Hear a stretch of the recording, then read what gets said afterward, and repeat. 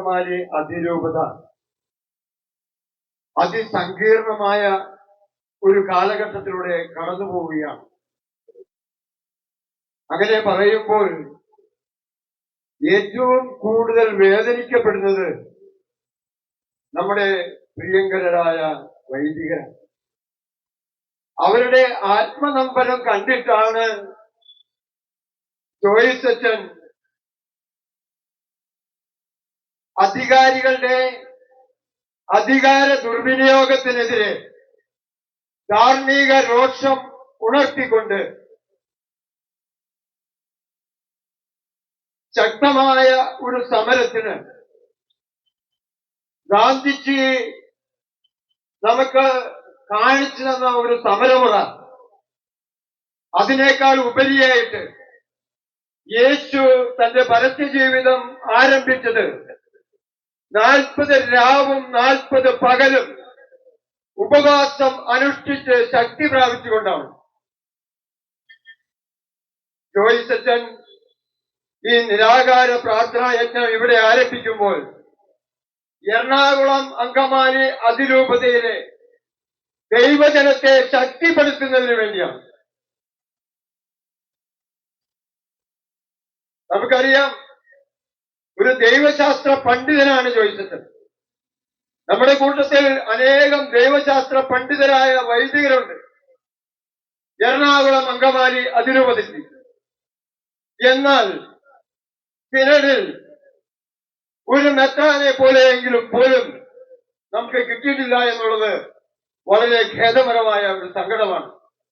എന്റെ മനസ്സിൽ പലപ്പോഴും ചോദിക്കുന്ന ഒരു ചോദ്യം, എറണാകുളം അങ്കമാലി അതിരൂപതയിലെ ഏതെങ്കിലും വൈദികര് ചങ്ങനാശ്ശേരി, പാല, കാഞ്ഞിരപ്പള്ളി രൂപതയിൽ മെത്രാന്മാരായി അവിടെ ഭരണം നടത്താൻ പോയിട്ടുണ്ടോ? ഇല്ലല്ലോ. എന്റെ അറിവിലില്ല എന്നാണ് എനിക്ക് തോന്നുന്നത്. ഇല്ല.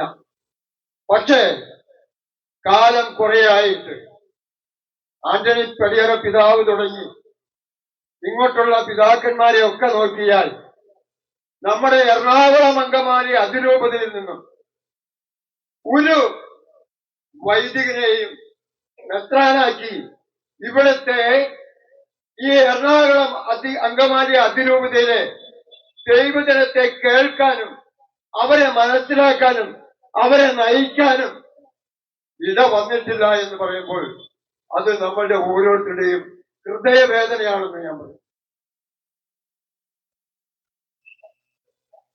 ഇന്ന് ഇപ്പോൾ ഈ ഇവിടെ കൂടാനുള്ള കാരണം നമ്മൾ ആരെങ്കിലും വരുത്തി വെച്ചതാണോ? അല്ല, ഒരിക്കലുമല്ല. ഇത് മെത്രാന്മാരുടെ അവരുടെ അധികാര ദുർവിനിയോഗത്തിന്റെ, സമ്പത്തിന്റെയും അധികാരത്തിന്റെയും ധാർഷ്ട്യമാണ്, അഹങ്കാരമാണ് മെത്രാന്മാർക്ക്. ഞാൻ എന്റെ ചെറുപ്പകാലത്ത് ഓർക്കുന്ന ഒരു കാര്യമുണ്ട്. വാതക്കാട് പള്ളി, ഭാരതറാണി പള്ളി വെഞ്ചരിക്കുന്നതിന് വേണ്ടി പാറേക്കാട്ടിൽ പിതാവ് വന്നപ്പോൾ വാതക്കാട് ജംഗ്ഷനിൽ നിന്ന്, അന്ന് ഞാൻ ചെറുതാ, 4ാം ക്ലാസ്സിൽ പഠിക്കുക, കാക്കി ട്രൗസറും വെള്ള ഷർട്ടും ഇട്ട് ഈ തെങ്ങിന്റെ പട്ടയും കൊണ്ട് തോക്കൊക്കെ ഉണ്ടാക്കി ഞങ്ങൾ 12 പേര് ആനയിച്ചു. അതിന്റെ കൂടെ കുടകള്, മുത്തുകുടകള്, വെഞ്ചാമരകള്, അങ്ങനെ നീണ്ട ഒരു വലിയ വൻ സന്നാഹത്തോടു കൂടിയാണ് അന്ന് പാറേക്കാട്ടിൽ പിതാവിനെ ആനയിച്ചു. നമ്മൾ ഭയഭക്തി ബഹുമാനത്തോടെയാണ് അന്ന് കാലത്ത് പിതാക്കന്മാരെ കണ്ടിട്ടുള്ളത്. അവരെ കാണുമ്പോൾ 10 അടിയെങ്കിലും അകലെ മാറി നിന്ന് നമ്മൾ ശിരസ് കുനിക്കുമായിരുന്നു. അവരുടെ കൈ മുത്താൻ കിട്ടിയാൽ അത് വലിയൊരു ഭാഗ്യമായിട്ടാണ് നമ്മൾ ഓരോരുത്തരും കരുതുന്നത്. ഇന്ന് ഈ സിനഡിലുള്ള ഏതെങ്കിലും മെത്രാനെ ആരെങ്കിലും ഇങ്ങനെ കാണുവാൻ സാധിക്കുന്നുണ്ടോ? അവരെ നമ്മൾ കാണുന്നത് തികച്ചും അവജ്ഞതയോടെയല്ലേ? എന്താണ് കാരണം? എന്താണ് കാരണം?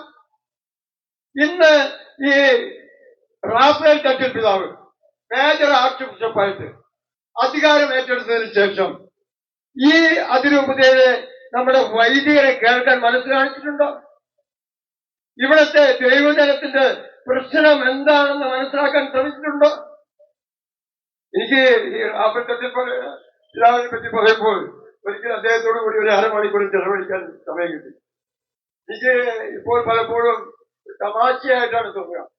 കാരണം നമ്മുടെ വക്കച്ചൻ കൂമ്പായലച്ചന്റെ കൂടെ ഞങ്ങള് ഒരു 10-20 പേര് ഇവിടെ നിന്ന് വേളാങ്കണ്ണിക്ക് നടന്നുപോയി. വേളാങ്കണ്ണിക്ക് നടന്നുപോയപ്പോൾ ആമ്പല്ലൂര് ജെറുസലം ധ്യാന കേന്ദ്രത്തിൽ പ്രാർത്ഥിക്കുവാനില്ല. അവിടെ കയറിയപ്പോൾ അവിടുത്തെ അച്ഛൻ പറഞ്ഞു, ആപ്പിൾത്തട്ടിൽ പിതാവ് ഇവിടെ ഉണ്ട്.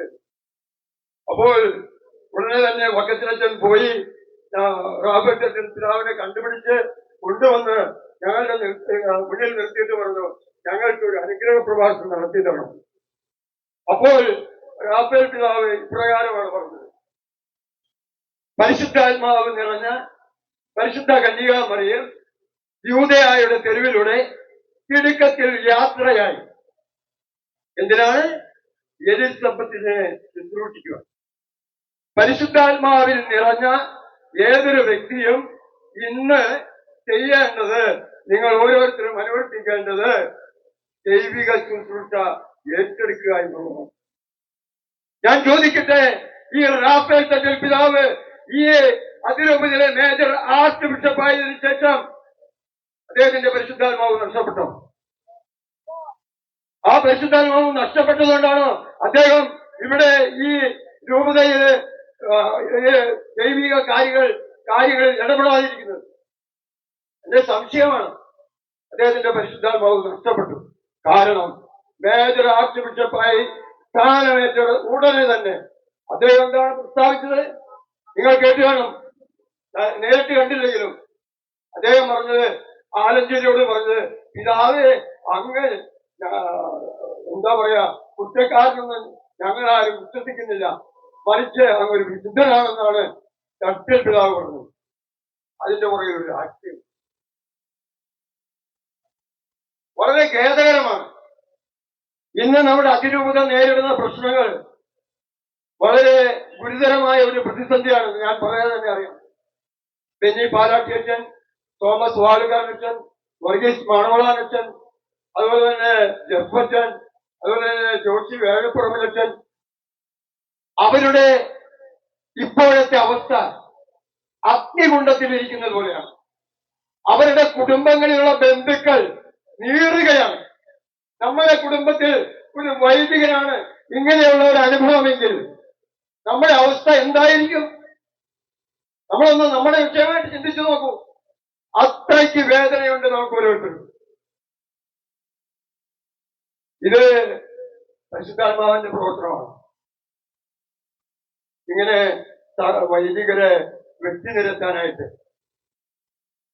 വൈദിക വൃത്തിയിൽ നിന്ന് ബിസിനസ് ചെയ്യാനായിട്ട്, സസ്പെൻഡ് ചെയ്യാനായിട്ട് ഒരു കൊച്ചച്ഛനെ മഞ്ഞപ്ര, ഒരു പാവം കൊച്ചച്ഛനെ അവര് ചൂണ്ടയിട്ട് കഴുത്തിൽ കുറുക്കിട്ട് മുറുക്കി വലിച്ചു കൊണ്ടുവരും. എന്തിനാ? ഈ മെത്രാന്മാരും ഇതുപോലെ ഈ കൊച്ചച്ഛനായിട്ടും വലിയച്ഛനായിട്ടും മെത്രാനായിട്ടും ഒക്കെ വന്നതല്ലേ? അവർക്ക് സഹോദര സ്നേഹമുണ്ടോ? അവർക്ക് ദൈവസ്നേഹമുണ്ടോ? അവർക്ക് മനുഷ്യരെ കണ്ടാൽ തിരിച്ചറിയാൻ കഴിയുന്നുണ്ടോ? ഇന്ന് നമ്മൾ ആരെങ്കിലും ഇത്രയും മോശപ്പെട്ട പ്രവൃത്തികൾ ചെയ്യുമോ? നമ്മുടെ അയൽക്കാരോടോ നമ്മുടെ ശത്രുക്കളോട് പോലും നമ്മളിങ്ങനെ ചെയ്യുമോ? ഒരിക്കലും ചെയ്യില്ല.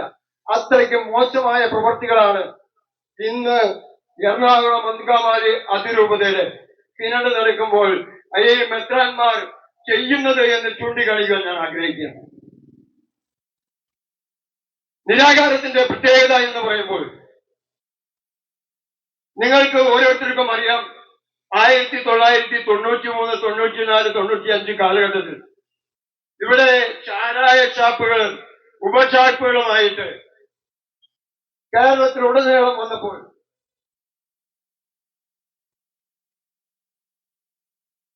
ഓരോ പെട്ടിക്കടയുടെയും മുമ്പിലൊക്കെ റോഡിലൊക്കെ ആളുകൾ വീണ് കിടക്കുന്ന ഒരു അവസ്ഥയായി. ഇത് സമൂഹത്തിന്റെ ധാർമ്മികതയ്ക്കും നീതിക്കും നല്ലത് അല്ല എന്ന് മനസ്സിലാക്കിയപ്പോൾ ഒരുപറ്റം ചെറുപ്പക്കാരും